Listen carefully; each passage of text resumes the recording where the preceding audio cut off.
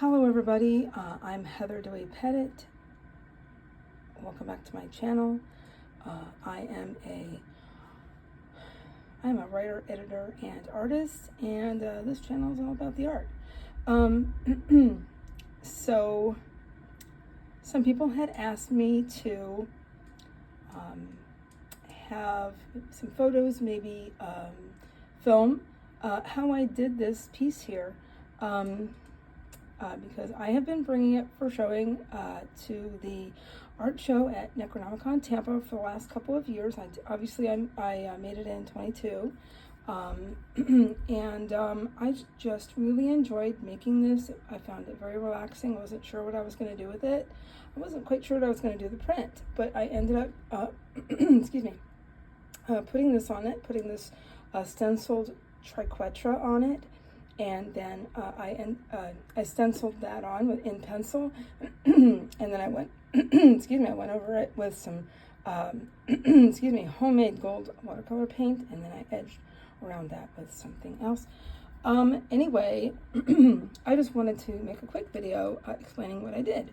So, excuse me, I took some watercolor paper and cut it to the size a little bit bigger than this initially. Excuse me. What I did was, excuse me, pardon me, might have to refilm this. Let's see what I'm so sorry what I ended up doing. Okay. Now, let me show you the gel press that I used to make this circle. So here it is here. Excuse me, it is 8 inches in diameter. Circle shaped gel press. It is from, and I have the packaging here. Sorry I'm doing this handheld. As my tripod has taken, taken a dump, as some people say. Let's see. Anyway, it's from Gel Press, and again, it is an 8-inch round gel printing plate. And yes, you create one of a kind pieces of art with these things, and that's why I think I've fallen in love with it. With using gel presses, I do have more. This was one of my first ones. Honestly, my first two, which was this one, and then I also have a 4-inch round as well. Okay, let's see. So now onto the what I used, my supplies.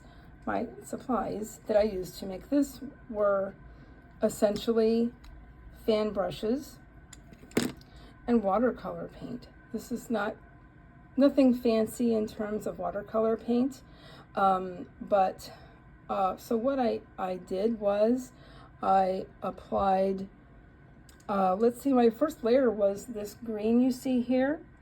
It's just, and then I think I had 2 different strengths, because it looks like I had a lighter layer of sap green, excuse me, watercolor paint, and then I obviously put on another layer here. I applied directly onto the gel press, and then what I did was I spattered that with colors that are in the same, if I'm saying this correctly, color family. I could be wrong. Anyway, they're all warm tones of green and brown and yellow, and so there is a little bit of, I'm sorry, I'm just I can't quite remember the name of the more, I can't think of it right now, I'm so sorry, a greenish blue. But again, these are all pretty warm colors, except for that one's a little bit on the cool side, but it is a green, and some brown, and a little bit of yellow in there, and then, so essentially I spattered it with fan brushes with the same colors that I used on the plate, directly on, and then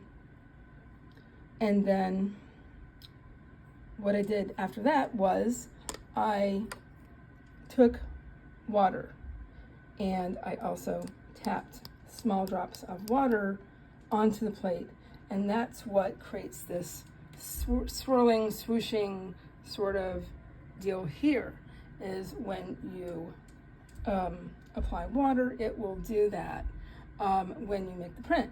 So, and then after that, I put the paper directly on top of it, and what you do is you just take a piece of paper.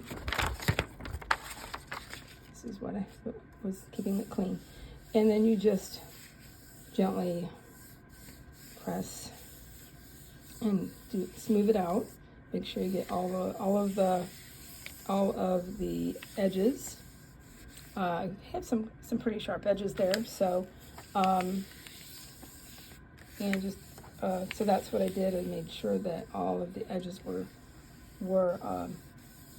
in contact with the paper, and so, and then I do believe I even, before it dried, I even applied a little more water with a small a small mister, and just to make it move a little bit more. I don't think I moved it around with a brush, but you can do that. I don't believe I did it. It's been a couple years, obviously, but so I don't quite remember. But and then I applied more. I flicked more paint onto mostly the paper and around here because I really liked the effect of the dots. And so again, I used a stencil, and I sketched that on after it was all dry, and once I decided what I was going to do with the print, and then I filled in those areas with this homemade gold shimmery watercolor paint. I can lift this up and show you how shimmery it is. It's almost like illuminated stuff. And so, and then after that dried, I ended up applying a little bit of gold marker, gold metallic, more yellow than gold maybe, like a yellowy gold, kind of like watercolorish. It must be water-based, but it was a gel pen, and then I ended up flicking a little bit of that on as well.